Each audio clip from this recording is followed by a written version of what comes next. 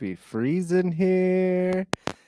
Hello. Welcome to the Marvel Canon Madness podcast. I hope everyone can hear me. I'm pretty sure I can hear me. I might be skipping a little bit, but it's okay. Things should calm down. My name is Josh. I am your forever host and creator of the Twist My Arm Network. You can find more info at www.twistmyarmpodcast.com. Make sure to like and subscribe to the Marvel Canon Madness podcast by searching for at MCM_pod on Twitter and Instagram at Marvel Canon Madness. Today we are talking all about Falcon and the Winter Soldier, mainly this D-bag right here. But with me to talk about said things are my two lovely co-hosts. Their names, Chip and Roy. Chip, how are you doing today, my friend? I'm doing all right after a couple last-second technical issues. It's a little odd, but Yeah, was I seems skipping good or now. anything? What was going on there? Did I have a weird face? I think I was padding our numbers, and I switched over. I switched over to my other tab at just the wrong moment, and it Okay. froze me up. So I'm gonna go ahead and blame me on that one. Oh, okay. No, that's cool. It's cool, man. It's cool. No worries. Roy, how are you doing today? I am doing great. I Excellent. am like hyped up right now, Good. mainly because I just finished a stream, coming into a stream, Oh, and then yeah. all Your day of endorphins work. are already running So, high. Yeah. oh yeah. So, cheers to Roy, you guys. Roy's going to be passed out by the time this is over. And cheers to Oh you as no. well. Ixie Sticks says Chip's collection behind him is awe-inspiring. Aww. Normally we do this on Mondays, but we postponed yesterday to today, and it's all my fault. I was just tired, and I just needed, there's a lot going on. And I just needed a night to just kind of sleep. And boy, did I sleep, and I am ready for tonight's episode. Issue number 9. We're already on issue 9. Yeah. It's Yep, excellent. absolutely. And actually, just real quick, I feel like we glossed over that way too quick. Let's just go ahead and take a moment to thank our viewer for tossing out a comment, and also to appreciate how glorious my collection is. That's just Here, like would 2 you like shelves of it. would you like some It's pretty good. would It's you a like whole thing to some shift to the whole view. some solo time, Chip? Here's some solo time. You can go ahead and go through everything how you big want to it go is. through. We got the massive Yeah. Sentinel back there. Pretty soon, the Yeah, look at 3-foot that guy. Sentinels coming from HasLab. Oh, that thing's gonna be glorious. But we'll do a showcase at some point on my massive collection. It's getting Okay. there. All right. Cool. You're lucky I don't put my Star Wars collection behind me. What do you got, like 12? Ooh. That's adorable. I have 12 Luke Skywalkers, maybe. That's what's up. Anyway, Get that. we're what? What were we gonna say? Sorry. No, I we're didn't say talking anything. comics, not Oh. toys. My bad. Yeah, no, you're good. And more specifically, today we're talking about Falcon and the Winter Soldier, episode 4. Normally we do like a whole Marvel Canon Madness podcast where we talk about what we're reading and all the news and stuff like that. But for certain shows, we'll be going hard. Like for Falcon Winter Soldier, we've been going every week.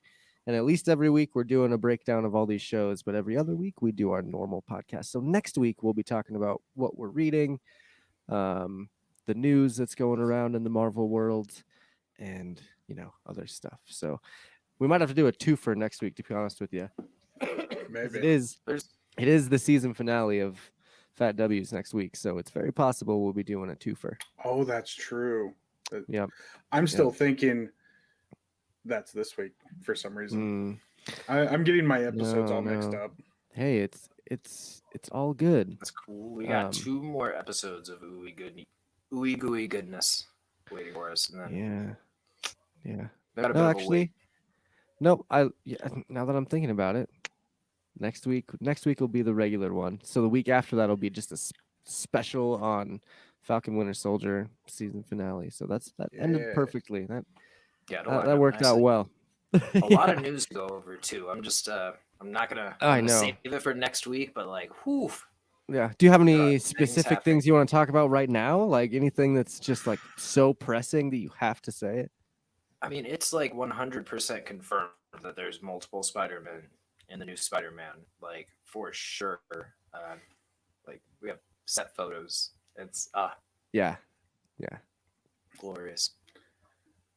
You should have sent me those set photos. I would have put them on the screen right now. I can't go dig Well, them up now, though. Look, I was gonna save the news for next episode. It's okay. Send me those for next episode. It'll be our correction or something. I do like that we're getting longer episodes. The next 2 episodes. Yeah, right. That's some pretty big news. I mean, starting with this one was 51 minutes. That was or was it 61? This No, 53. So sorry. the last episode was like 53, 54. Next episode will be 61. And if they do anything like Wanda, it's going to jump 10 minutes each time. So I think we'll get maybe an hour and 10 on the last. Man. So this is just like those old TV movies from the 90s where it'd be like a 6-episode movie and then they'd release it on one giant VHS. Did you ever hear the movie? I think it's called The 10th Kingdom. You ever hear that movie? It was a made-for-TV movie, and the only reason I know about this movie is because my dad had rented it. It was a double VHS, right? And he's like, "Oh, it can't be any longer than like 4 hours." Well, 8 hours later, we're like, "When does this thing end?" It's like a 10.5-hour long movie, but that's kind of what they're doing here with these now. They could put WandaVision and Falcon Winter Soldier on, one long episode. I'd totally watch it. Yeah. I'm kind of curious. Like, I kind of wonder what these guys are getting paid. Like, what? Yeah. Bucky They're Sam making are bank getting on paid for Disney. this. Oh, you're talking Like, about it and the actual.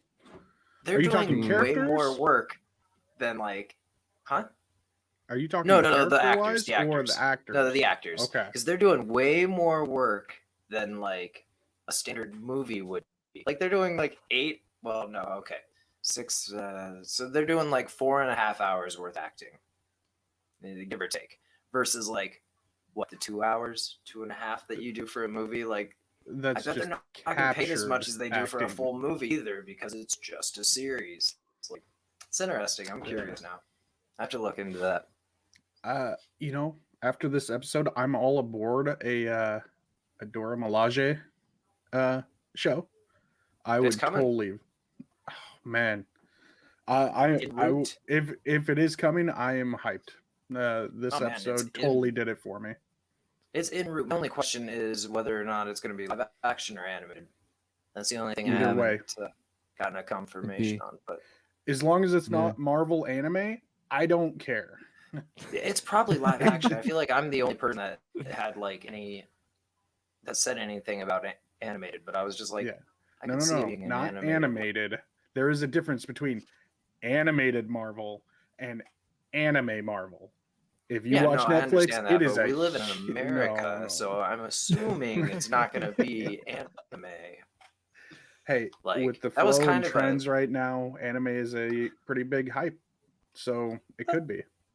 Regardless, but like that anime X-Men was like not like Marvel America made. Like I mean, well, it's like don't do it. Don't bring it up. I don't think we have to worry about having big eye, small mouth Marvel. Oh my god. Well, let's move on before Roy blows the top over here. I'm gonna have an aneurysm. No, I don't know. My favorite anime, Samurai Jack.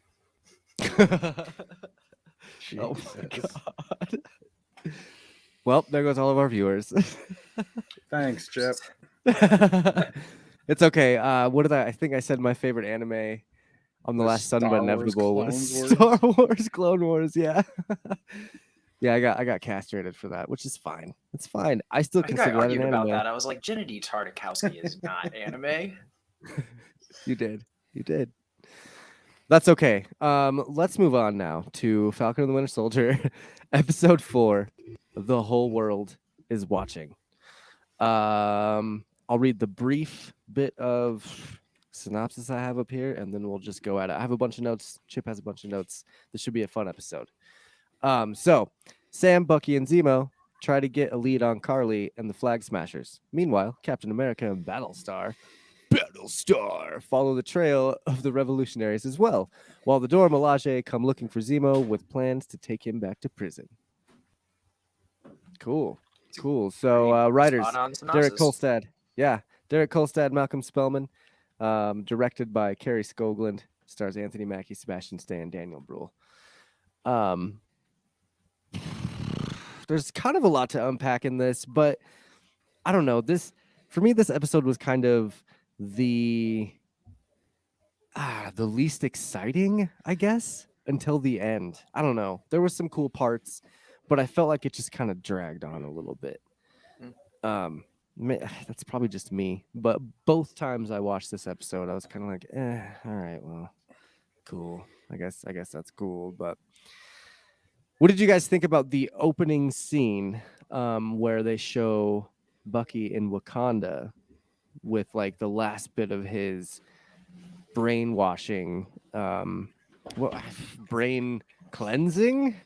What would you call what they reprogramming? There it is. Reprogramming. Yeah, the reprogramming of Bucky. What did you guys think of the reprogramming? Starting with Chip.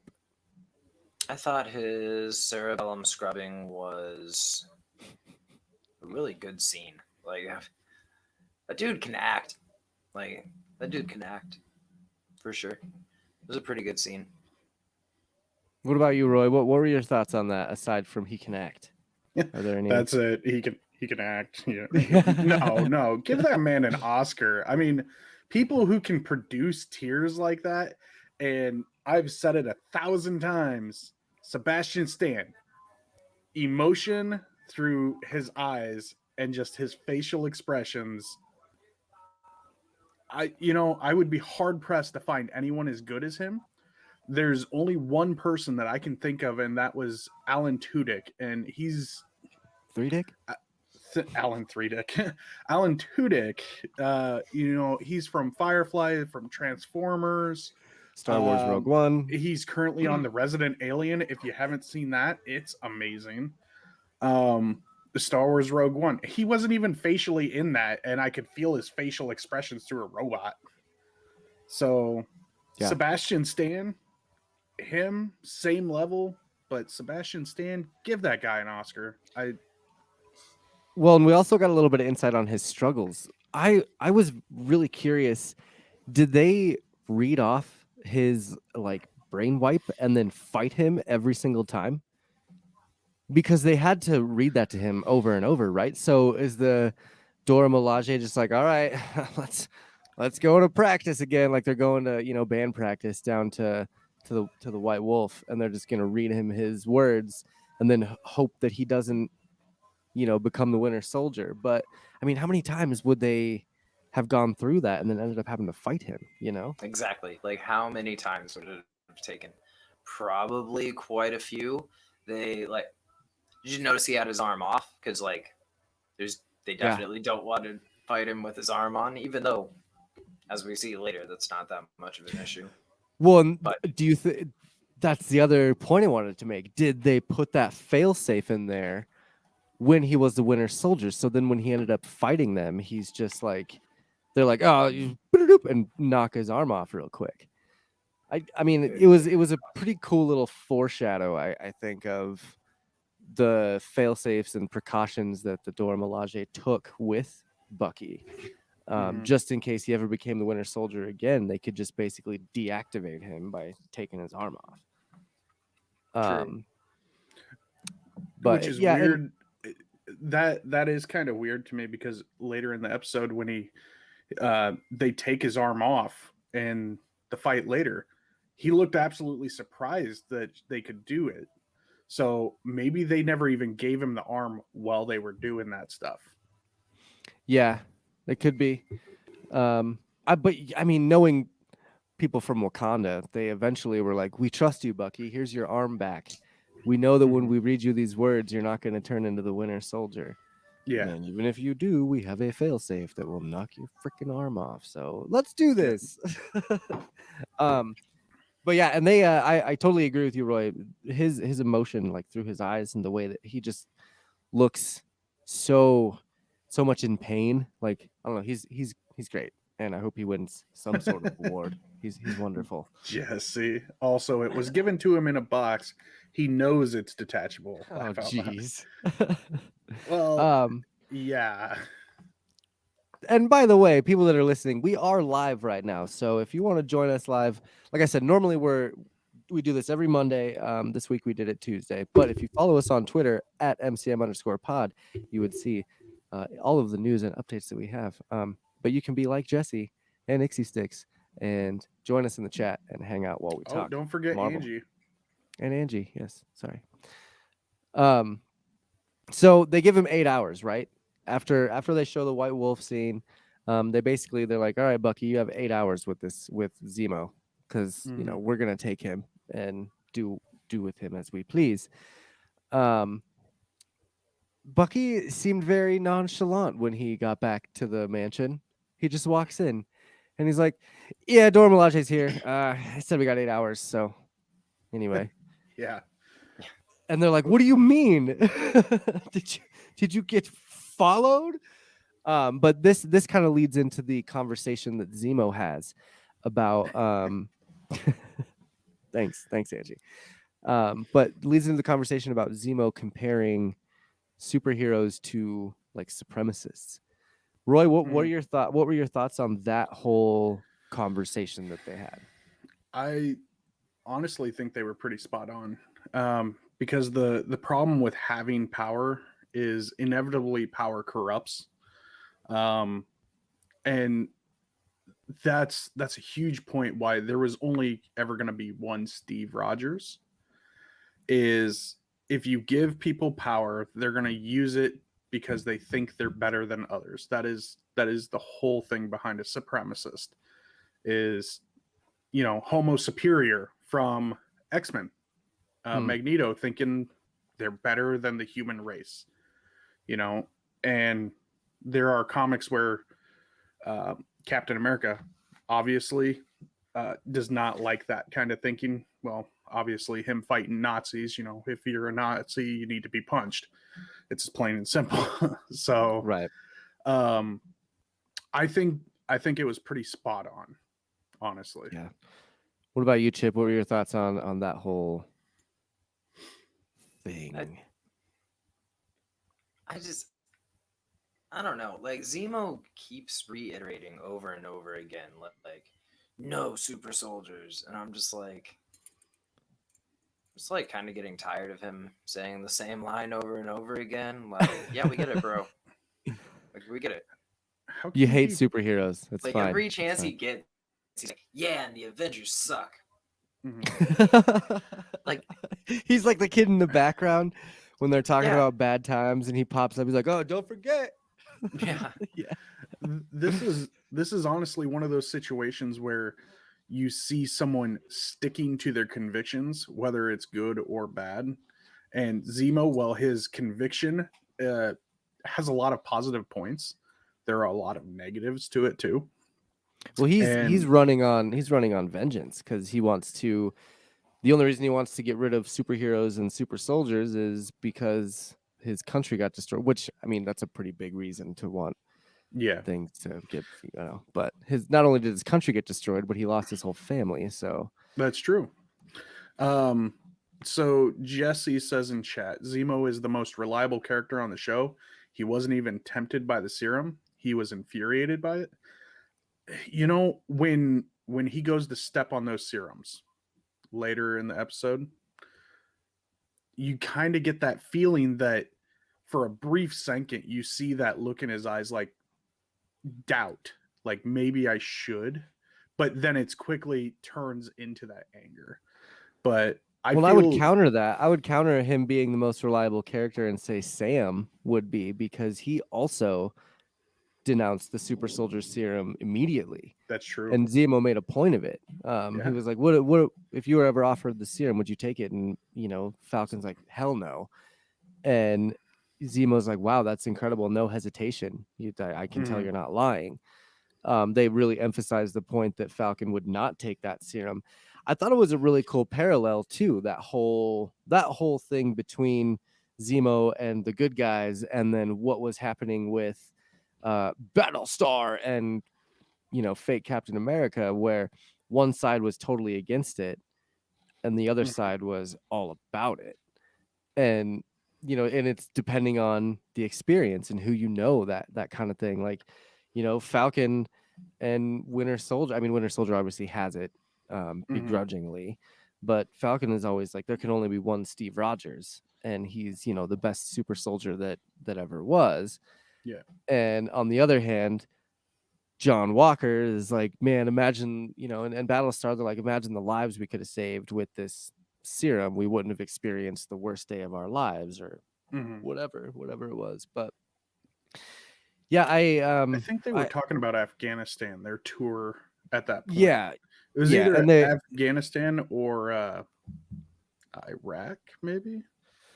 said No, that. Afghanistan. They Oh, said okay. Afghanistan, and they talked about just the worst day of his life is where he got all of his medals. So I would assume that his whole crew got murked or something. Yeah. And Maybe him and Hoskins were the only ones to make it out or something. yeah, He probably but so he clearly yeah, that's funny. He clearly snapped and just like murked off a bunch of people and got 3 medals of honor. And like what if he served with Frank Castle and that's who our cameo is going to be? Oh. It's a pretty grounded character that hasn't been in the MCU yet. Not Bro. the MCU. You're right. I would take Frank Castle or Daredevil. I'd take either one of them. Yeah, I can see either one. Somebody's going to I need could- a lawyer soon, whether it's Matt That's Murdock true. or Jennifer Walters. Somebody's going to need a lawyer. Yeah, lawyer up. Better call Saul. You better lawyer up. But anyway, I really like that parallel. This whole episode was just about how you can basically have good intentions but have poor execution, and how even the super soldier serum can have good intentions but poor execution. So let's see. I liked when during that conversation there was like a bit of a spat between Bucky and Zemo, where Bucky gets up and he grabs the glass of scotch out of his hand and throws it against the wall, and he's like, what does he say? He's like, want to see what someone can do with leverage, want to really see what someone can do with leverage. And Zemo held his own there for a minute. He kept a straight face. He didn't seem scared or anything, but the second Bucky walked away, Zemo looked like he just pissed his pants. Yeah. Yeah. Well, He wasn't expecting it. Yeah, we kind of overlooked the fact they went to try and track down. Oh Flag yeah, I Smashers guess at that's true.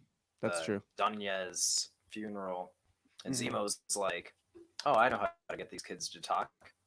Baba Black Sheep. Yeah. Is Mama Danya in the comics at all? I'm not that I'm aware of, Okay. but I think that's more of I think that's more leaning into the refugee thing, and less the Okay. Flag Smasher thing. Okay. As far as comic I was books, you know? I was trying to find something, but there's a lot of what's her last name? Donya Medea, I think. Madani. Madanya. Yeah. Yeah. Donya Madanya. But there's a lot of characters in the comics that have that last name, but it's not the same first name. Except for what, Earth 919999 or something. Is that the MCU Earth? I don't remember what I they. don't know. I think that thing said it was 1.999. Yeah. And yeah, like you were saying, they go and try and talk to the kids. Dude, Zemo was creepy as hell right there. I feel like if I were those kids, with him walking up, doing that whole Baba Black Sheep monologue. Be like, this guy's trying to take me to his van, and I don't want anything to do with it. I don't know. Have you guys ever had those kind of, what are those even? I can't. What are those even called? The candies that he Turkish had. delight. Turkish delights. Thank you. I have See, not. and I think it might play off more because they're in Latvia, which we now know has taken over part of Sokovia. So them being Sokovian refugees, that's probably a common um, nursery rhyme or lullaby or anything for kids in that area to hear. So, and the fact that he has that Sokovian accent, like Wanda has, but she loses and then gets back and all that. I think they might find it comforting, especially, as he tells them, I'm looking for Danya. At that point, that's when he starts offering the candy and they start taking it. But you can tell they're watching him. Yeah. They're like, Everyone's like, and what the fuck's going on with this guy? as you're looking around, you can see the other, like the parents and other refugee adults are actively watching him as well. Yeah. So It still was think- creepy. And it Oh, kind of, yeah. it just gives you that, like, that sense that, Baron Zemo is still a villain. He's still a bad guy. Like, no matter what, he's and the also- spider and the kids are the flies. He's just trapping them in his web right now. No, wait, Right, dude, let me ask you those this. two dudes over there are bad guys. Yeah, They thank you. can't be told. Was that a cover? Mm, Like, did he just use that as a cover, or was he really trying to get these people to think that those guys are the bad guys, so maybe later he can use No, it to his advantage? I think he just wanted to make sure that he was the only one that had the information that they gave him. true. Mm, It could have also set up if he wanted the flag smashers to know they were there. Hey, oh, remember those two people. Those are the ones you need to watch out for. And then she would take that information back to the smashers. sure. I'm gonna give this one to you, Chip. This comes from Jesse.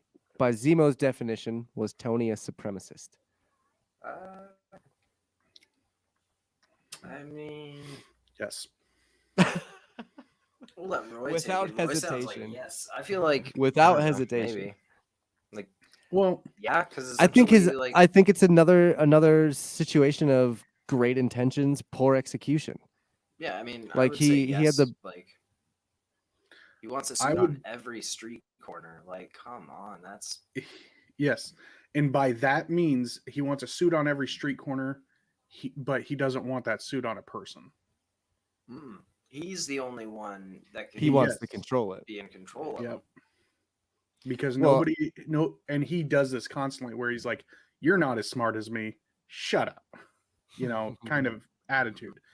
And he's done that to Bruce Banner, and he's even done it to Peter Parker in the comics, and Peter Parker is smarter than Tony Stark. So You think so?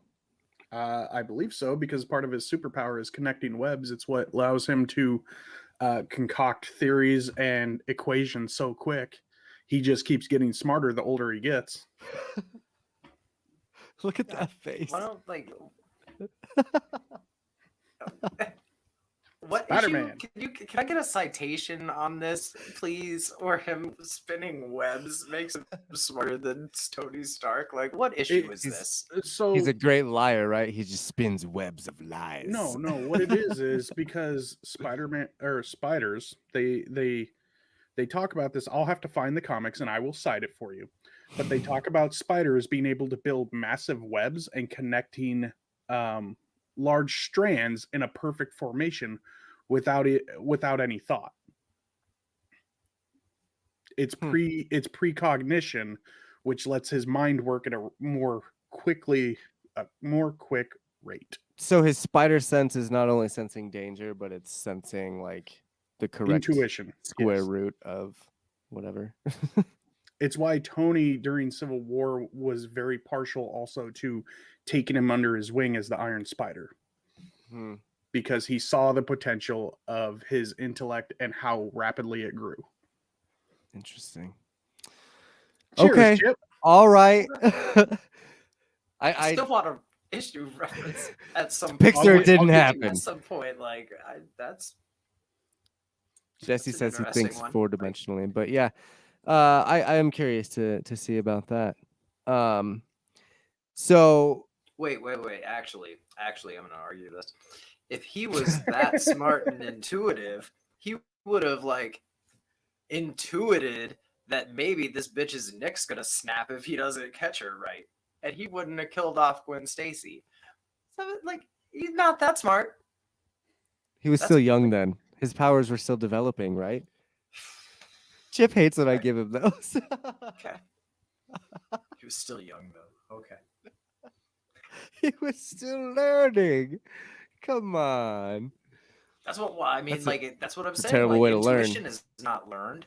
He should have like intuited, like, oh, I need to do like. Intuited? Is that a word? I think it is. It might not be. I mean, We're gonna have a hell of a corrections next week. Nope, I'm already working on getting the issue and everything. Well, while you do that, we're gonna move on to when the Falcon starts talking to the power bro. I mean, Sharon Carter, the power broker. Come on, admit it, Roy. Admit it. No, no, I'm not wearing a Wonder Woman costume. You're gonna end up in Slave Leia. That's all there is to it. We're gonna see. We're gonna see, aren't we? mm-hmm. What? Okay. Even after this episode, you still don't think she's No. I think that there was a little more subterfuge on her part. I think she is still working for the government. I think whoever the power broker is working for our government. Okay, so we got to explain this for Ixie Sticks real quick because I don't think she knows what's going on. There's a bet between us, and there's a poll. Do we have that poll up yet at all? We should get that.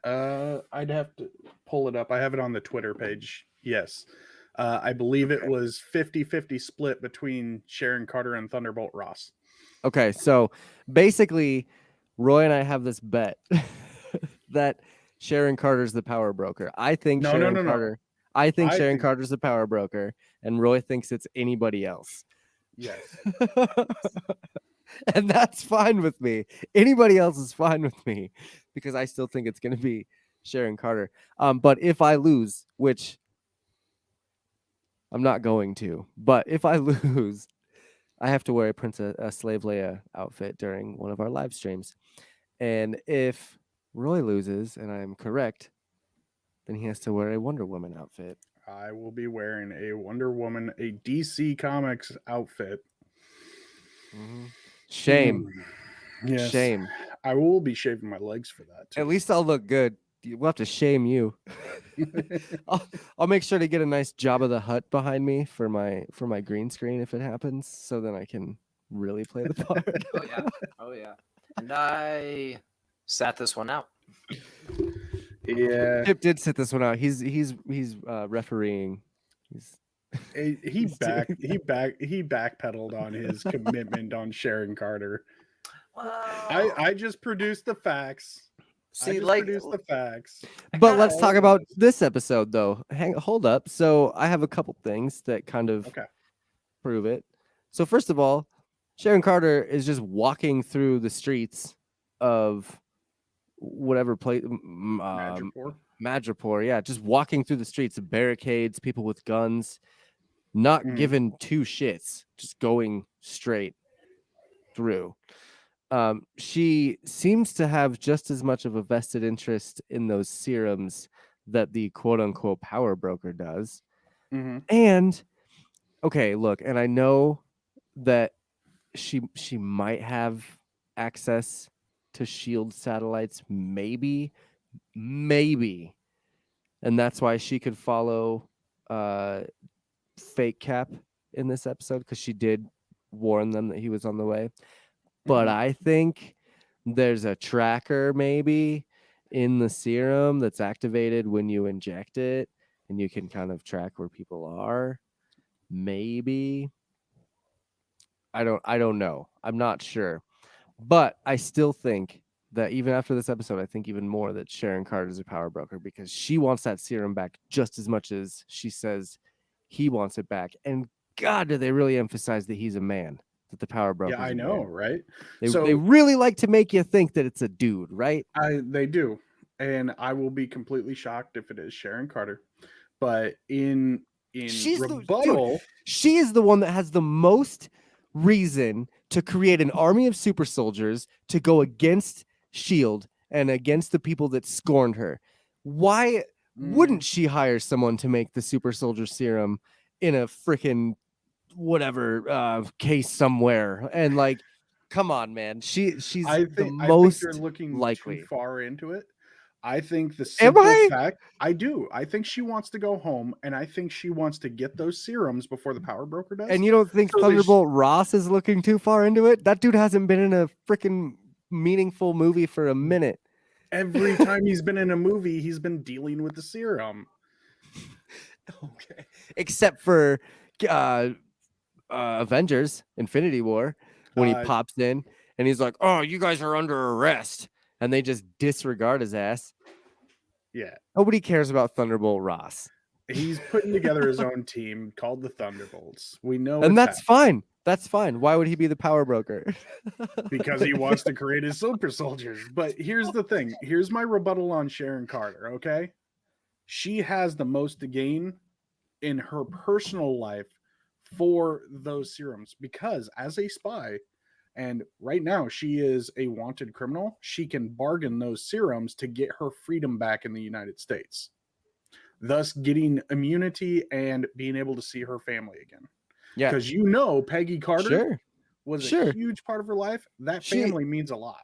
Sure, she could do that. Yeah, maybe. But it's probably more likely that she's out for freaking vengeance. Look, she is a hateful woman right now. Like, if she was going to get the vials and, like, try and barter her way back with them, why didn't she do that? Like, she's the one that told him exactly where, like, Nagel was. She's the one that, like, said, yeah, just walk in there. He's alone. Like, why wouldn't she just walk in there and grab the vials herself? She can handle it herself. She beat up, like, 12 dudes. The other thing is... Because she's got to keep a cover. She's got to keep a cover. There's another point for her, right? Not being the power broker right there. She is a master spy, right? Why didn't she talk her way into the Flag Smashers, pretending to be one of theirs for their cause, and snag them? I mean, because she's the power broker. Oh, jeez. She's the one that hooked him up with the serums. I hope you're ready to wear that Leia costume. You have the opportunity to do that. Like, I feel like things started happening really fast for them. Like, Carly made some quick decisions, and things got real for him real fast. Yeah. Yeah. Well, I doubt Carly's going to know who Sharon Carter is. Also. Well, no, you're probably right, but who knows? Who knows? I still think that she has the most angst and anger towards people. And if she had 5 years to gather people around and, get some sort of army and find someone to make the super soldier serum. I mean, come on. She had access to Shield satellites. Why wouldn't she have access to Shield files that maybe possibly had the serum formula in it? And she gave it to this guy and was like, here you go, dude. If she still has access to the Shield satellites, that means she still has connection to Nick Fury. It's as simple as that. Because Nick Fury wouldn't let that shit go. He would know about it. I mean, she said Shield's satellite. Like, did she even say Shield satellite when she was on the phone? Like, did she say I might have access to a Shield satellite or just no? She just said she could work on something. Probably. Yeah. I mean, nobody said that they were Shield satellites. Jesse says nothing about her performance reads as vengeful, just competent and calculating. I disagree with that because of the conversation they had at her apartment when she was talking about how heroes don't matter and how it's all just a ploy. Like, yeah, she might be putting on that face for Sam right now because she knows that he might have the option to get her out of the mess that she's in, being the whole power broker and all. But I think that she's just kind of out to get some people at the moment. So, and Okay. dude, it could be Sam and Bucky. She stole the armor for them. Dude, she could be playing this crazy. She's a spy. She's a double agent. Oh. She's a spy. She's an actor. I just had a thought. What if next episode we find out that the power broker is Norman Osborn? Wrong. No, we're in the MCU. Spider-Man is now part of the MCU. It could. We also know that he has a tie to wanting the super soldier serum to make himself better as the Green Goblin. Yeah. I don't think I've ever described Norman Osborn as grounded, though. No, and my next guess that I've been saying Grounded for is like a figurehead that's a constant, maybe. If we're gonna go into that realm, so my best guess, and you might laugh at me about this, but I've been kind of saying this for a while, that the Fantastic Four is going to be introduced little by little in shows, right? Mm-hmm. There has been rumor that Ben Grimm will appear in one of these shows. Ben Grimm will appear as human before he turns into the Thing, which is also a giant rock. So if you're looking into wordplay and grounded being wordplay, Ben Grimm could very well have been in the military with John Walker and Battlestar. So that's my theory. I like Norman Osborn or Dr. Doom even coming in from Latveria, because they are a lot closer to where Latveria would be. If they decide to turn Sokovia and the remnants of that into Dr. Doom's area. But anyway, we're here first. You heard it here first. Owen Wilson, Dr. Doom. Yeah, Owen Wilson's Dr. Episode Doom. 5. Going down that road again. So anyway, we are freaking only 20 minutes into this episode, and we haven't really gotten into the good meat of it yet. There's a lot. But one of my favorite notes that I wrote here. Oh, good. Here comes the idiot wonder coming in hot. He's looking worse and worse every day. When John Walker comes down that hill, all like, hey, I need you to come with me. And they're like, they're going to that funeral. They're on the way to that funeral. And John Walker comes at them. He just looks haggard. Do you think he's taken the serum by now? No. Because at this point, they haven't even confronted Carly, and we know that he pops the serum at some point later in the episode off screen. Okay? So I think I was wrong. I kind of think he might have already had it, and that it was like working against his mind at the moment, and that extra serum that he had was going to go to Battlestar. You think he's double dipping? Well, I think he is probably now, but I think that he probably already had took some of the serum and was feeling the effects of it. That's why he kind of lost his mind. And when he found that extra serum, he was like, I can give this to Battlestar and he can join me in this. And then before he could give it to him, Battlestar got wrecked.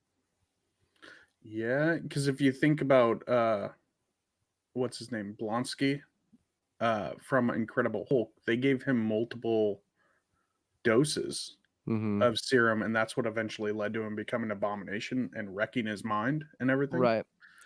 So maybe he did already have it, and he just double dipped after that confrontation, and that was the snapping point. Yeah. I don't know. I think he already had some sort of serum in him before he even got to Bucky in this episode. I feel like he already had something there. Maybe. But I do love how every time this dude shows up and tries to confront Sam and Bucky, they just put him in his place every single time. Just not this having it. This dude cannot win against them, no matter what it is. And I think that's what pisses him off. And Jesse, to your point here, he lost to the Dora Milaje. I think that's why he took it the second time. He was probably freaking out. I've already taken some of this serum. Why did I get beat by them? They're not even super soldiers. So he decided to take more of it. Mhm. Or it could be because he lost to them and he's like, I need to be a super Yeah. soldier, whatever it is. But Well, here's the other thing: the Dora Milaje were also trained constantly with the Black Panther himself too, and we know in the Marvel Canon universe or Marvel Cinematic Universe. Sorry, I'm getting our name in there. um, that he technically was enhanced because of the heart root. It made him stronger. It made him faster. It made him all those things. Well, if they're training with him, I don't think that they had the heart root, obviously, because that was a royal thing. But if they were having to adapt to his fighting styles already enhanced, that means they have that experience fighting sure. enhanced figures. So yes, that's why they took Bucky down so easily too. Yeah. Well, and they had experience, like we said earlier in the episode, they had experience fighting him already. Guaranteed Yeah. they fought him multiple times. Like, And then the Endgame war, all the Wakanda soldiers were out yeah, there. and they killed it. They were awesome. That's like, I still say that that's my favorite scene ever of any Marvel movie when the Wakanda battle is going down and Thor pops in and everyone's like, "Oh yeah." Anyway, sorry. So they put Boy Wonder in his place and they explain to him, "We have a lead." And so he agrees to follow them to that, like we were talking about. They found the funeral for Mama Danya via the little kid, and New Cap is giving them 10 minutes, giving Sam 10 minutes to go talk to Carly. What's her last name? Carly Montegro. Morgenthau. There it is. Morgenthau. But 10 minutes. I don't think that's enough time. This dude is so freaking unhinged already. Like even in my notes right now, when they're sitting there waiting for Sam, I'm like, he took the serum already, right? Like look at how sweaty he is, and he's freaking out and like hyperventilating and doing that like no, this is all wrong, like kind of doing that freak out thing. This is still before this is right before they found the serum too. So this might also play into the fact that he was a soldier in Afghanistan. He might have PTSD. Maybe he's at this point. That could be. This kind of situation is giving him the flashes. He's gonna, Sam's out there. Sam's a soldier. Well, these are super soldiers. They're gonna lose Sam if this goes wrong. He's gonna lose another comrade in arms, per se. So I feel like he just used that to his advantage. He just used that whole, do you really want him in there on his own? He just kind of used that. I do, but I think, PTSD can really mess with your head and it can make you do things that you wouldn't normally do because you believe you're in a situation that is harmful or reenacting something vivid that happened to you. Sure. So if he is in a wartime scenario and it's starting to go bad, or he believes it's going bad, it's going to kick his heart into overdrive. And you never know. Maybe the guy's on speed or something at this point to keep going. Even if he doesn't have the serum in him, maybe he's popping some other kind of drug to keep his energy up. Yeah, that could be. Maybe he's just a freaking cokehead. That could be it. Yeah. He's in just every in the episode bathroom. we get, his beard is just getting longer. I mean, well, and his face is like all getting weirder. It just seems like he's getting worse and worse. Yeah. Where are my notes? I'm sorry, I lost track here. The funeral. I did like the funeral. It was a very good representation of what good Mama Danya did for all those people. She was, the person that gave them all places to stay, gave them a home, gave them a family. And I really like how Falcon used that to his advantage to kind of get through to Carly. Obviously, Fake Cap messed everything up. But Falcon was getting through to Carly there. Chip, what do you think about that whole conversation? Do you think that if Fake Cap wouldn't have showed up, that they would have been able to de-escalate this situation? I think so. I feel like Sam had it in hand. Like he had kind of talked her down. I feel like she was gonna turn herself in with him, but then Cap comes in all gung ho and messes everything up. Like as was obviously gonna happen. Like you knew that was Yeah, gonna plot happen. convenience. It wasn't a lot of tension. Like you knew that was gonna happen. So I didn't think it was gonna happen so quick, though. no, I knew. God. Like I mean, I knew he was gonna walk in and blow it. Like those, You blew it. it was I a good don't know. sign. It. I just hate that guy so much. You know, our ad got banned. Sorry, I'm going way off course here, but our ad got banned because I said "fuck" too many times when I describing how much I hated the new Captain America. That's hilarious. So, That's how you know it's a good band. It's just like Yeah. a Skittles commercial. dude. Oh my god. Yeah. Those of you that don't know, look it up. Band Skittles commercial. You'll like it. Ooh, all over you. Jeez. It tastes the rainbow. Okay. I Anyways, yes. So back to the conversation that Falcon's having with Carly to kind of convince her about things. mhm. He was really, really good. He really showed what makes him a great counselor, you know, to ex-army vets and stuff like that. Him asking, you know, or Carly saying, "What if I'm making the world a better place?" And he's like, "Well, you might be making the world a better place, but how are you doing it? By doing the same thing that these other people are doing." And just bringing in these little points of, He's, you know, he's what. like not better, but just different. It's not better if you're killing people. It's just different. Yeah, exactly.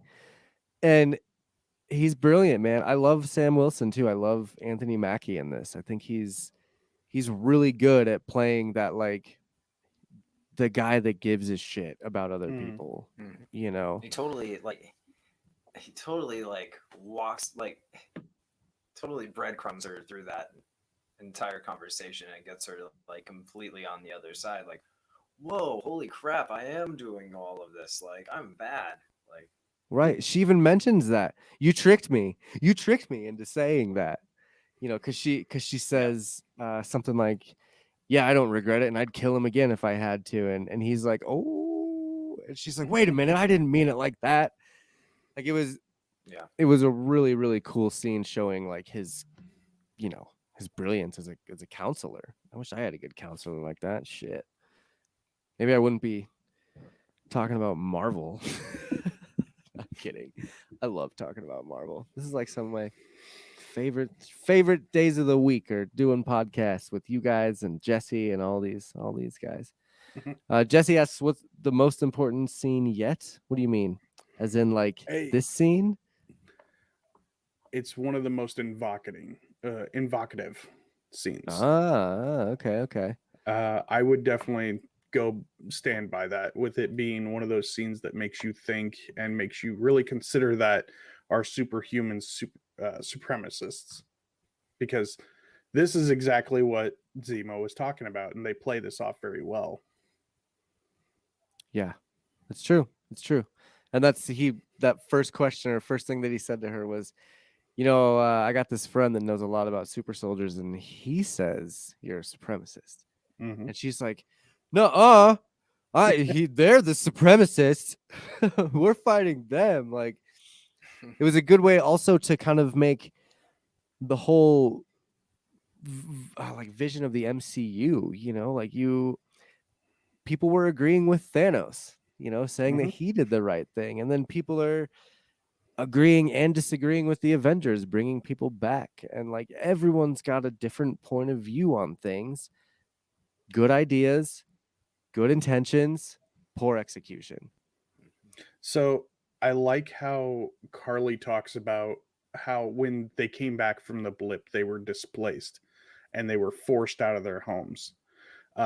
There is a point during homecoming No, what was Far From Home is the second Spider-Man movie. Mm-hmm. So there's a point after the blip and they come back, you find out that Peter and his Aunt May blip back into their old apartment, and there's a new family living there, you know, and made jokes about it. Oh, Well, the thing about that is oh my May and God. Peter didn't force them out of their home. They just moved, you know. Right. So there is that spectrum of understanding on that, you know. The government is going to force all these people out of their homes because, well, legally you don't live there anymore because legally you've been dead for the past 5 years. Right. And a lot of people didn't want to accept it. You know, you got to think celebrities with their $1 million mansions pop back into existence, and there's some new millionaire living in their home. Well, I paid money for this. Okay. Yeah. Well, so did I. Well, then it's a Yeah. legal dispute, you know? Right. So, Man, that had to have been just. I'm so glad they're going into more of what happened after the blip, because Far From mhm, Home did not do it justice. Like, no. they kind of made a joke out of it, Yeah. like people popping back in during marching band or playing football or whatever, and it was a funny little joke. But you get into WandaVision when Monica Rambeau shows up in the hospital and it's just complete chaos. And Hmm. then you get to Falcon and Winter Soldier, where the aftermath of that chaos is all the borders and combined people, or the people that came together, that they got rid of borders and all that stuff. Now all of a sudden those Yeah. borders are back, and you have, I mean, there had to have been leaders that disappeared too in the snap Yeah. and came back, that thought they were still the leader. And then there has to be some sort of crazy argument there. And like, I think the devastation of the blip might have been worse, or sorry, them coming back. I think it might have been worse than the actual initial snap. Yeah. Because it was that 5 year. Right. Because there was a You know, gap. if they were smart about doing it because it let them have a lot of writing room. If they had just, oh, okay, the blip happened, well, the Avengers came together 3 weeks after and solved it. It's 3 weeks. That's not enough time. So yeah, the 5 years that really altered the status quo of the entire world as a whole. Right. And just the name Flag Smashers, kind Hmm. of, their mantra, one world, one people. Good intentions, poor execution. Again, Yep. like I like Sam, agree with them. I agree with your fight. I just don't agree with the way you're fighting it. Yeah. And the huge thing here is it is a large parallel to what is going on currently in our society as well. We have the Black Lives Matter movement, which is a great movement. And at the core, much like the Flag Smashers, there are people that are taking the movement in a direction that it shouldn't be taken in. Just like any movement. That's yeah. It's not, so them putting this in here is a good representation of it, but at the same time it's hard to describe because, like we just said, it's any movement. If you look back on the hippies during the 70s and everything else, there were probably bombings and everything that we didn't hear about because in different parts of the nation or anything like that, because there were radicalized groups of hippies that were like, stop the war now, bring our soldiers back. Sure. It's Kent I State find it College. phenomenal. There you go. It's phenomenal the amount of real life aspect that Marvel is putting into their cinematic universe. Even Yep. though it's a huge fictional. But I think that's good. I think that that's something that they need to do to keep people invested in it. You got to Yeah. keep it real, at least kind of believable, and have real stakes, have Mm-hmm. villains that you can agree with. Yes. Maybe not necessarily their methods, but like the reason they're doing it, like the Flag Smashers, again, the poor execution, but man, I like that idea of getting it to the way it was before the blip happened again, and having Mm-hmm. people coming together as a community and helping everybody out again. Like, again, I think everyone coming back, I think the Avengers once again did more harm than good when it comes to saving the world. Yes. Just like with Ultron, they just did way more harm than good. And that's okay. That's good for us, the viewers, because that gives us a lot of shit to watch. Mm-hmm. But and it really makes yeah. you look at real world politics in a different light, I should say. Because I mean, you watch this and then you look at your real world politics and you're like, hey, whoa, Yeah. Yeah. So let's see, next part of my notes. So they do get into the scuffle here after well, I guess they don't get into a scuffle. It's more just showing how much of a heartless bastard Zemo is. Because after Cap runs in and ruins the day, they get into a fight with doesn't the Dora Milaje show up right now and start fighting them? No, it's in the house. I'm sorry, I'm getting things confused. But Carly gets away in this part, and she runs into Zemo, who just doesn't hesitate and just shoots her in the stomach. Just no fucks given. He really, really, really hates super soldiers. Yeah. And then just yes, Jesse. At this point, kind of in the way the world is, I would say that they should have maybe left the snapped and and moved on. After 5 years, it's probably time to move on. I get it. I get the reason they did everything, but yeah. So anyway, Zemo, no fucks given, shoots Carly. Carly gets away because her friend shows up and helps her, I guess. But then Zemo just starts crushing all the little capsules of serum, which then gets a shield to the dome. I'm pretty sure that would kill a normal man, right? If A it was shield thrown to the by a dome super like that. soldier. Oh, I see what you're doing there. I see what you're doing there. Okay. All right. Fine.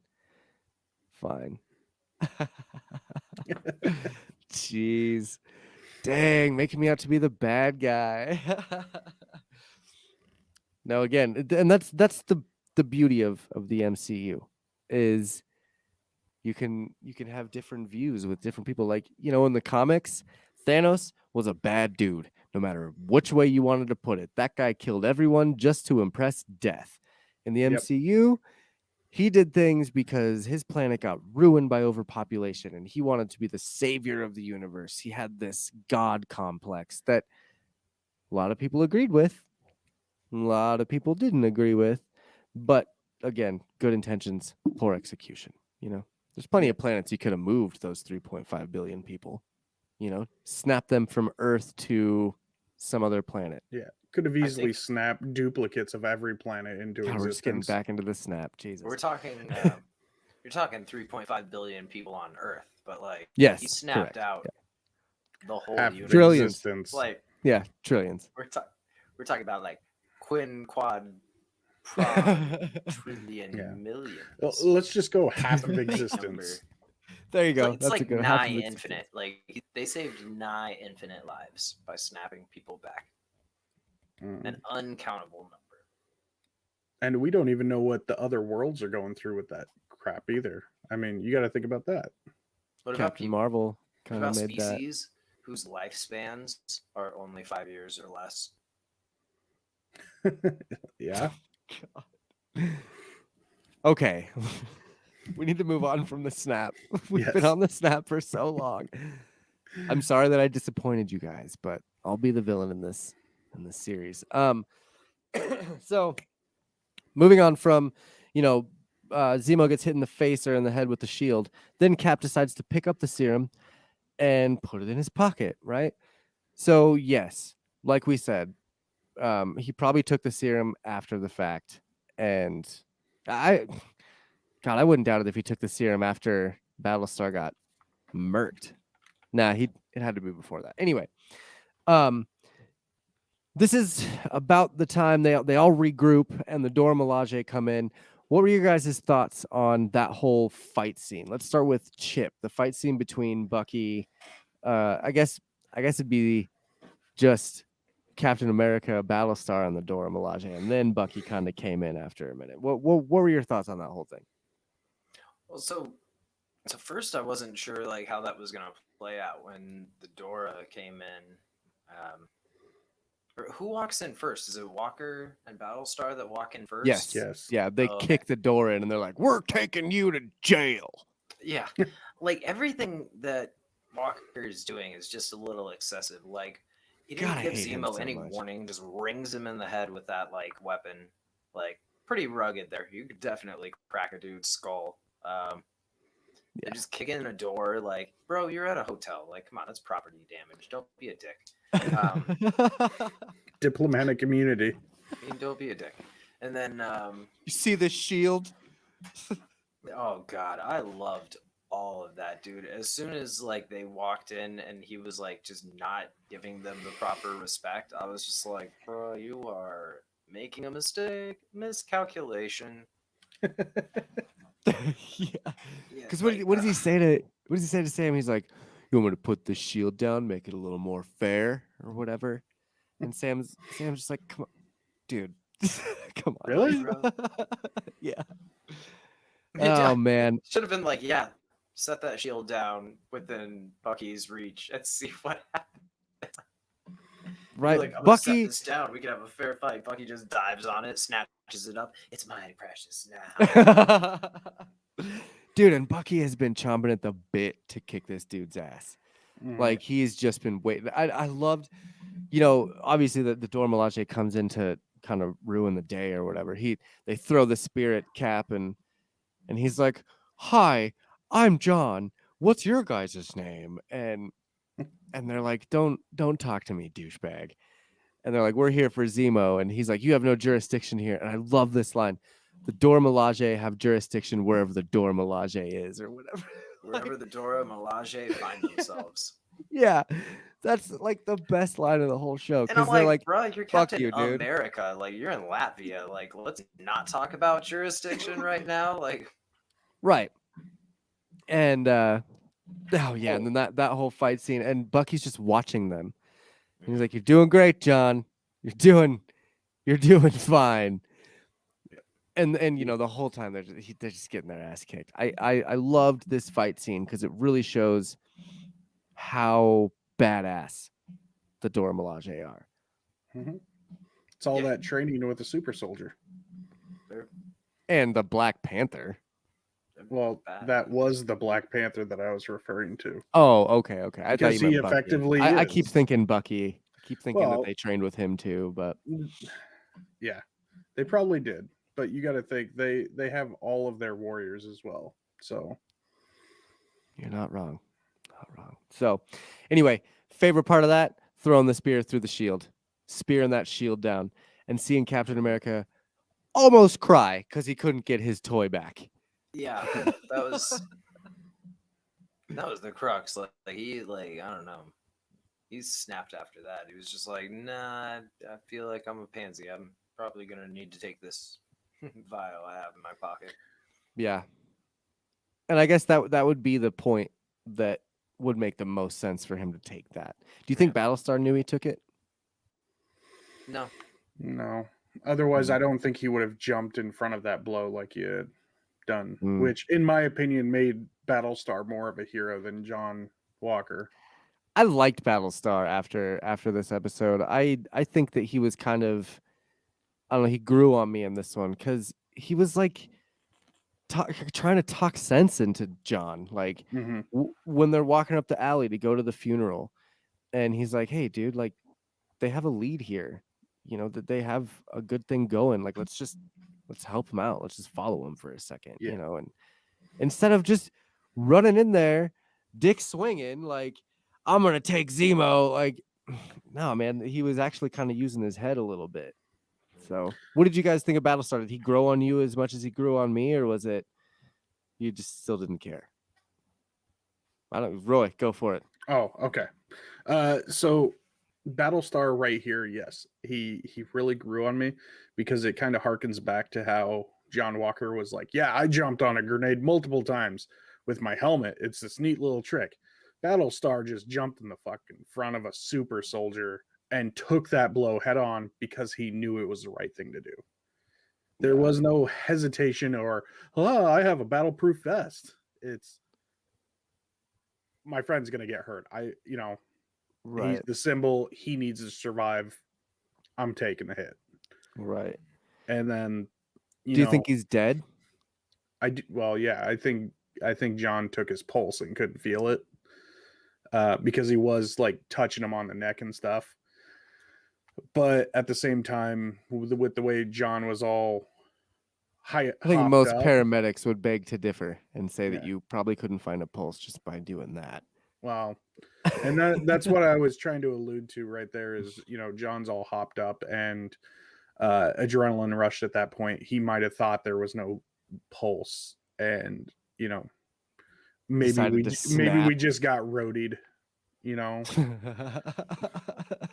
Probably. I bet we did.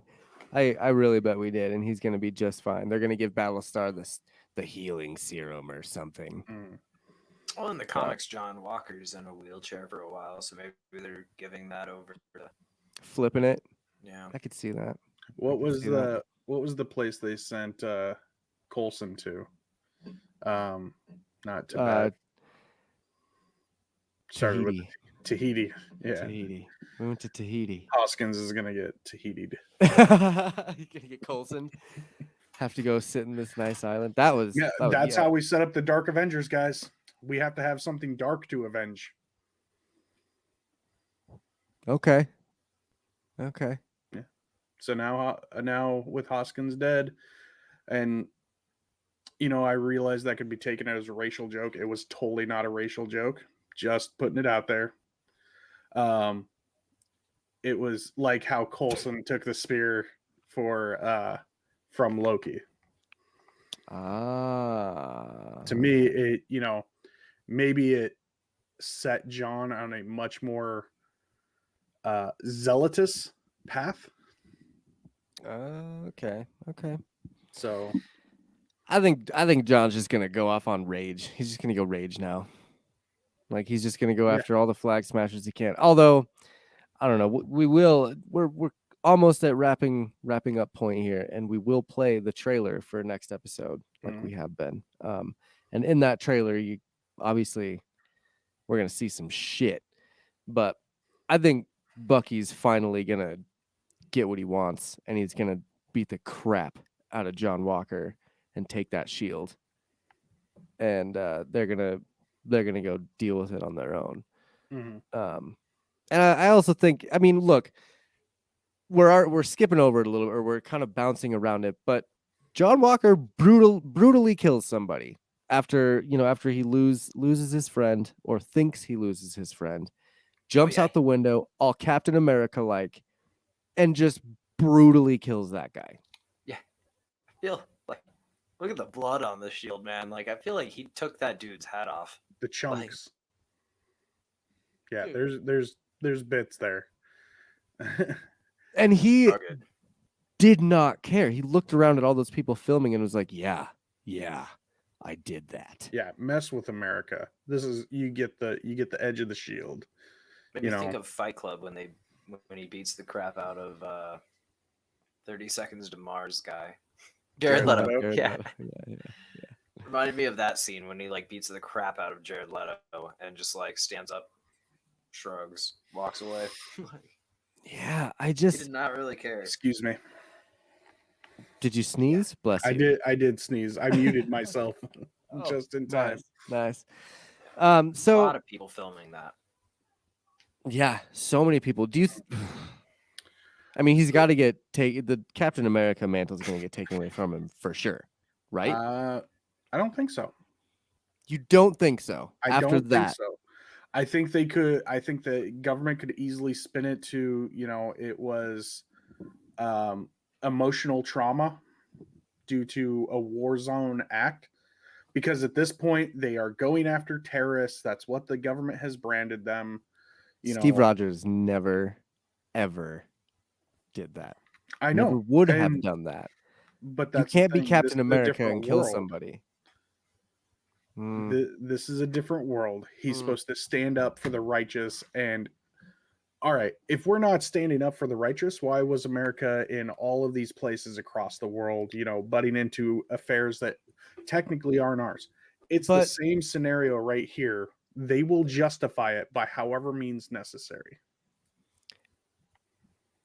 I and saw a now terrific meme that was it was POV, you're a country with I saw oil, that. and it was I just saw that. Walker holding the shield up, ready to smash down.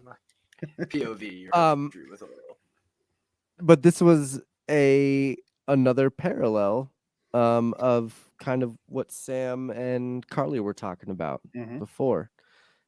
Good ideas, poor execution. It's like Yeah. Captain America is now doing the same thing that the Flag Smashers are. He's now become that same type of person, which Yes. is not what Captain America would have done.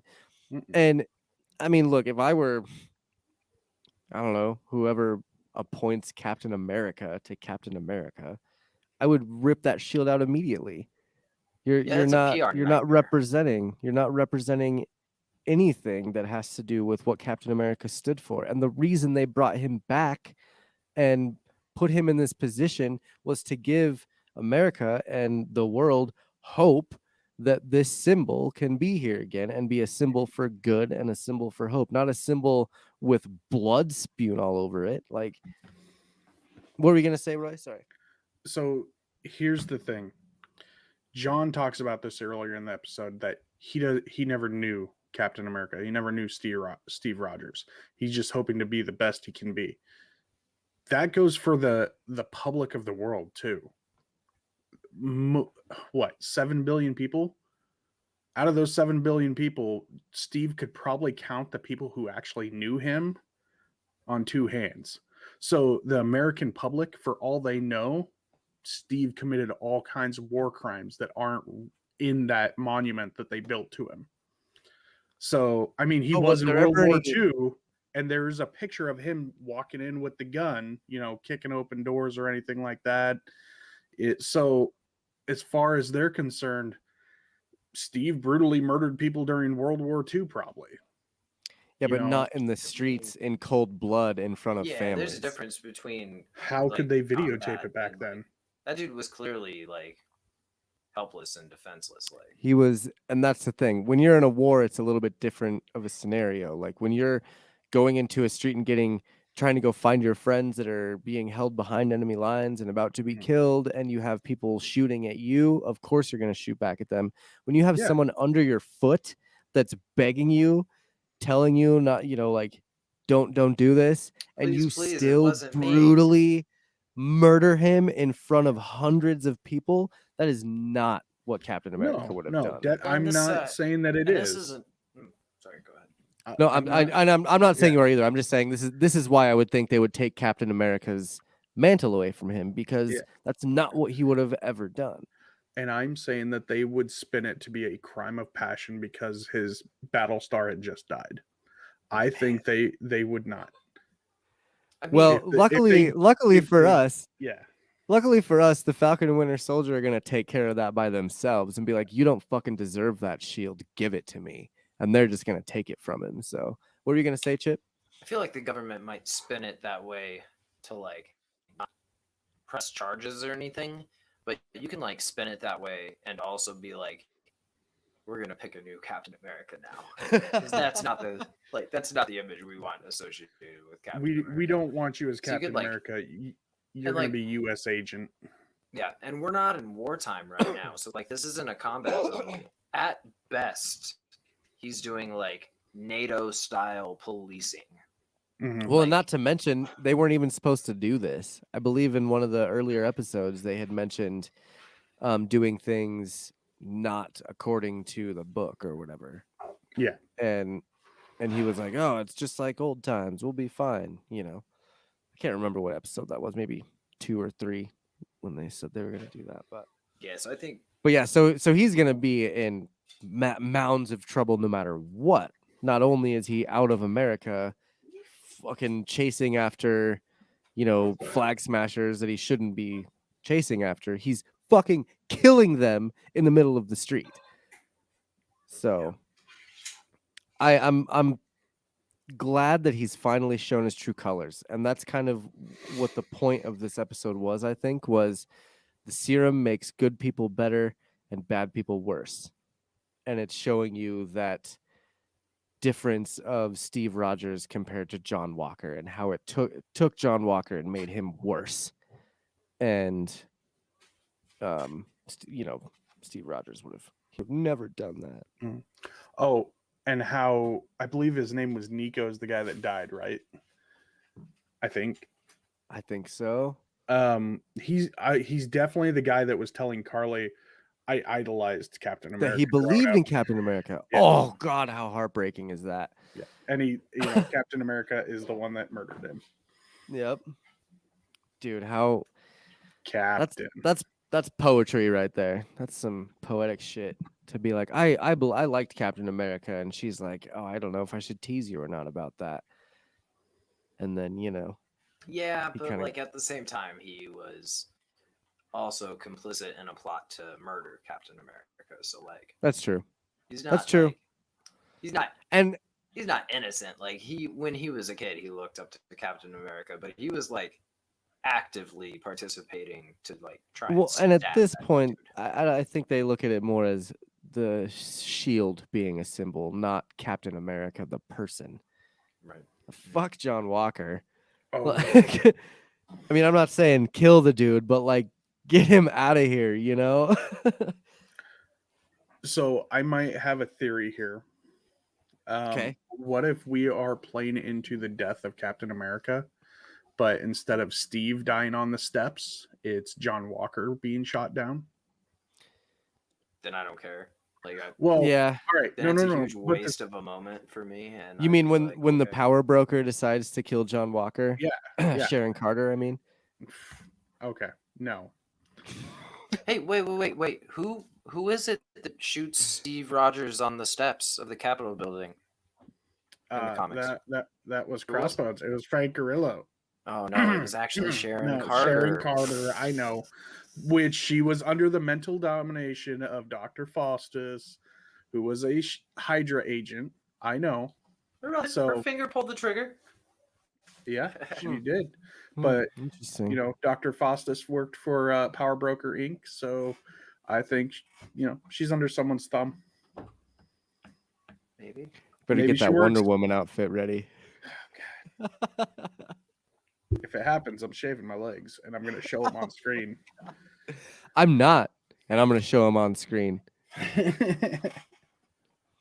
I'll even set up my table and just I'll just lay on the table in front of Jabba in the outfit the whole time.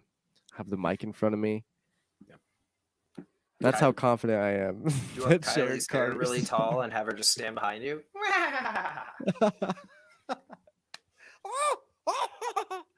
Oh my God, that'd be perfect. I would love it. I think that's about it, though. Did you guys have any other notes or anything you wanted to talk about on this episode? No, nothing. No? Nothing specific about this episode. Zemo did get away. We didn't. Yeah, Zemo being Zemo, he just dips out in the middle of the fight. El Chapo. Yeah. It's like, oh, they're fighting over little old me? I should probably run away now. My favorite part about his escape is that he like goes in there and takes the time to lock the doors. Like Io doesn't even check to see if the door's locked. She literally just kicks it open casually. Just like, I don't think that lock was really helpful. You probably could have just not done that. Yeah. I guess the only note that I would like to make on this episode is I don't think the people who do the camera work and music for all of this gets enough recognition. I mean, yeah, it all goes to the actors because they're the ones portraying. But can I just say, like, the musical scores and how they place them and the camera angles, to me, that is what makes this show so good. I believe they capture the perfect time on like Sebastian Stan's, crying. Well, How let's give they've some got shout the outs angle. here. Henry Jackman is the composer. Mhm. You got film editing by Kelly Dixon and Jeffrey Ford. Cinematography by P.J. Dillon. None of these names mean anything, but they are in the airwaves, and you guys are hearing them now. Mhm. And Who they've worked directed this on episode? multiple other things. This one was directed by Carrie Skoglund. That name sounds So familiar. she's done some other things. She did The Loudest Voice, The Handmaid's Tale. That's She's done a couple episodes of Falcon and Winter Soldier. So she did the Rock TV series and a couple episodes of The Walking Dead, and she did an episode of The Punisher. man. This next episode is going to be Yeah. crazy. Then the Who do you episode guys after think that is is going to be all resolution. Ugh. who do you guys think is gonna like your let's do it. Let's make a wild prediction. We'll call this our wild prediction segment. Who do you think is gonna be the cameo? For sure. What is your pick for the person to make the special cameo that's floating around the internet right now? Chip, start with you. I don't know. Like I think Frank Castle would be really cool. Like I hadn't thought of that until earlier when we were talking, and I was like, "Holy crap! What an interesting like twist that would be." I mean, like that would be cool. Um, I was actually thinking Quake, Daisy Johnson, but Ah. she was on the Agents of Shield, and they said it was somebody that hasn't appeared in the So, MCU. so So yeah, I tell see us that about that a little being the bit. Who MCU or not being the MCU. you had seen some article about this. You had read someone right that someone was Yeah, going to make an appearance. What were the stipulations of this person making an appearance? I think it was the director that they were talking to. He said it was a character that is in the comics, but it has never appeared in the MCU. It's a very grounded character that like would have good back and forth with Thor.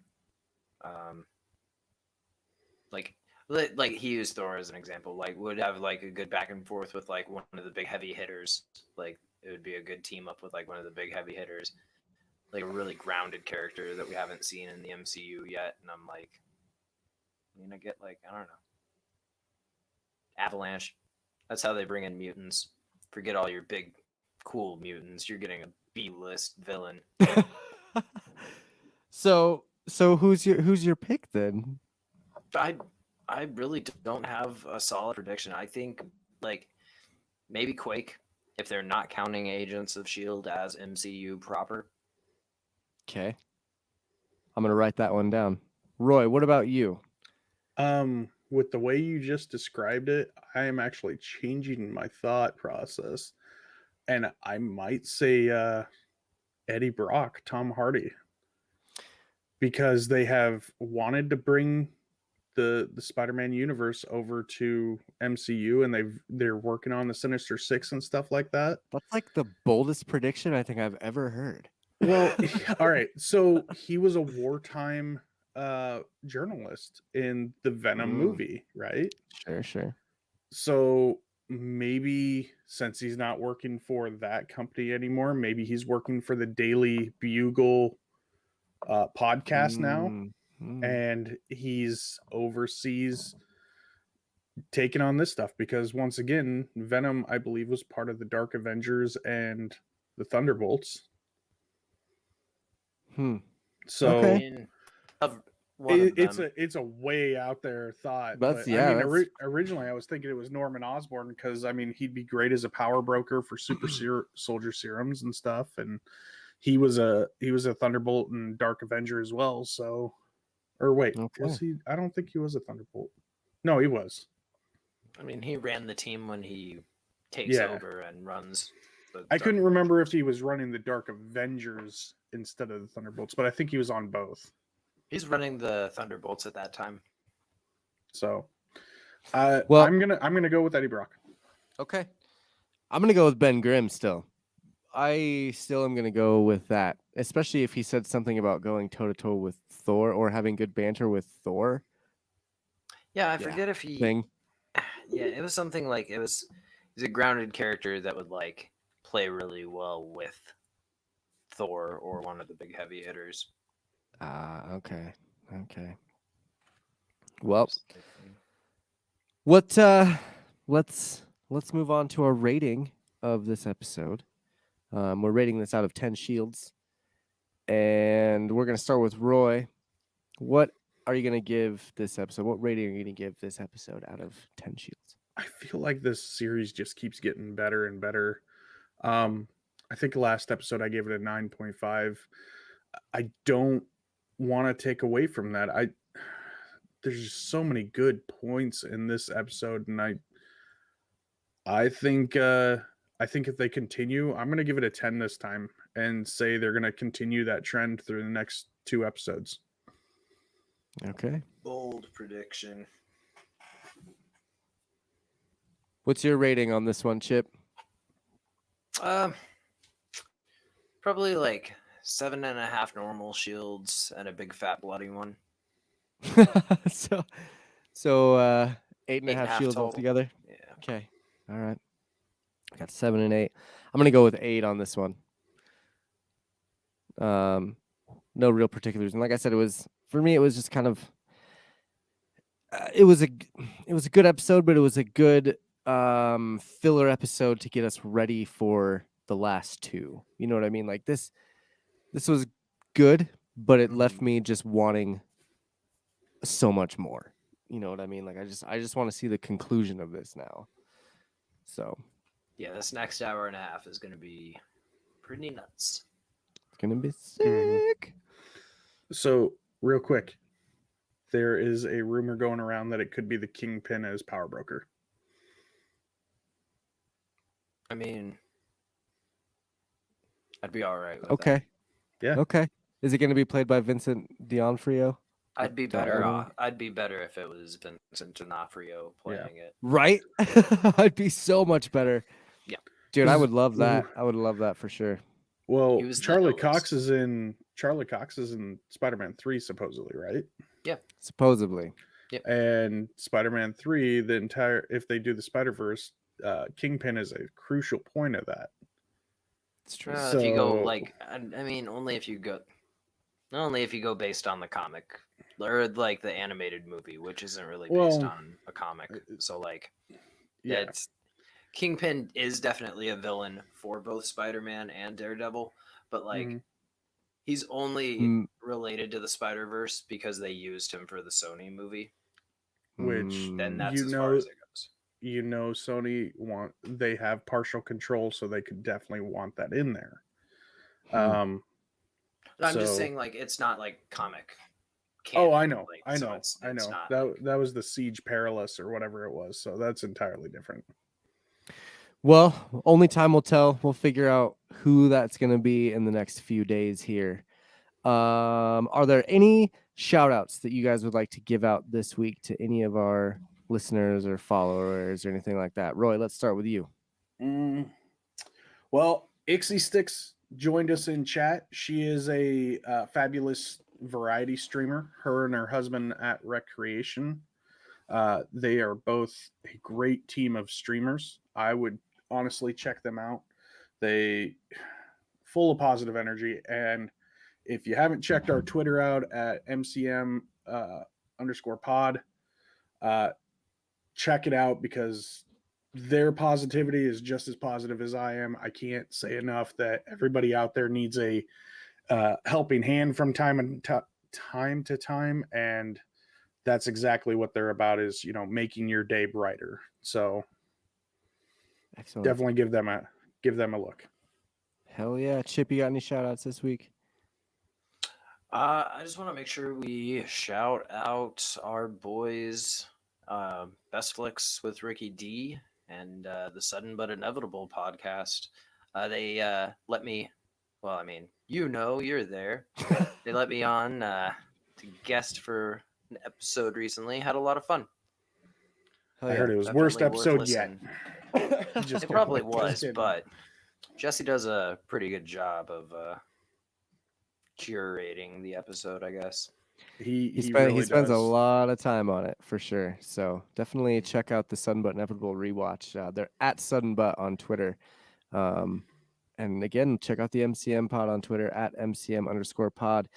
I would like to give the Beard Owl podcast a shout out. I interviewed Lauren from Beard Owl last week, and her episode just dropped today, Tuesday, April 13th. If you haven't heard it yet, go check it out. Search Twist My Arm podcast anywhere you listen to podcasts and listen to the Beard Owl interview with Lauren. It's a ton of fun. We talk about a beer called Dick Shooter. What? Cool. That's all I gotta Okay. say. That's all I gotta say about that. Throw some Dick Shooter down your throat. Yeah, All right. pretty much. It's amazing. Say It's- less. It was such a fun interview. So not only do I want to give Beard Owl Podcast a shout out, but in that episode I have a promo for the Marvel Madams podcast. Those ladies are awesome. I listened to a couple of their episodes today.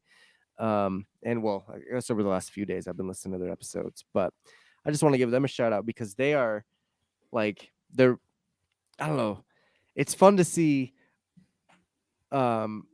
like women going and doing these sort of things that we're doing. Like I love their promo because it's like, are you tired of fat, like white dudes talking about Marvel comics all the time? And I'm like, oh my Dorito God. crusted. Yeah, Dorito crusted. That's what it was. I'm like, that is awesome, and they do a great job breaking that stuff down. They like, Yeah.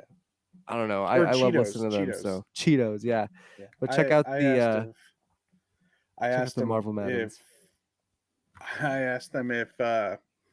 if we're not a Cheetos kind of guys, are they okay with us? And they're like, yeah, we like Sun Chips, and we're like, good. Marvel Canon Madness are definitely Sun Chips kind of guys. Oh, that's that's- salsa. Well, what? That's hilarious. I love it. But cool. Yeah. Those are my shout outs. Thank you guys for the shout outs. And thank you guys, the listeners, the watchers, for joining us on this show. We're always doing these streams Monday at about 8:30 Mountain Standard Time, 9:30 Central Standard Time. And we usually just, we talk about Marvel. So come join us on these. If you're listening on the podcast, join us on the Mondays.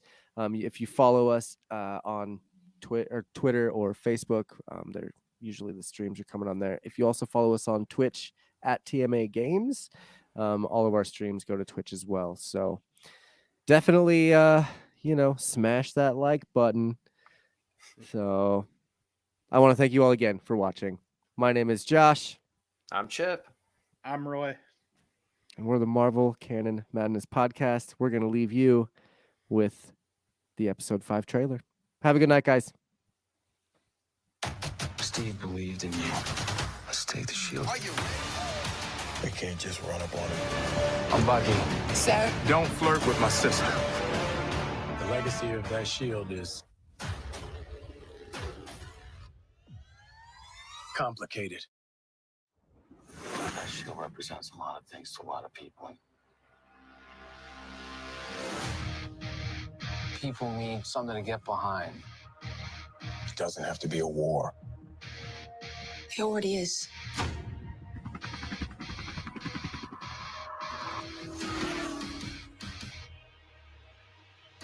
If we do this, We're gonna do it our own way. so we're partners, co-workers. It's not necessarily a team. No.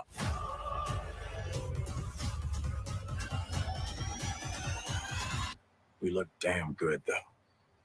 Why didn't you use the metal arm? I don't always think of it immediately. I'm right-handed. Exclusively on Disney Plus.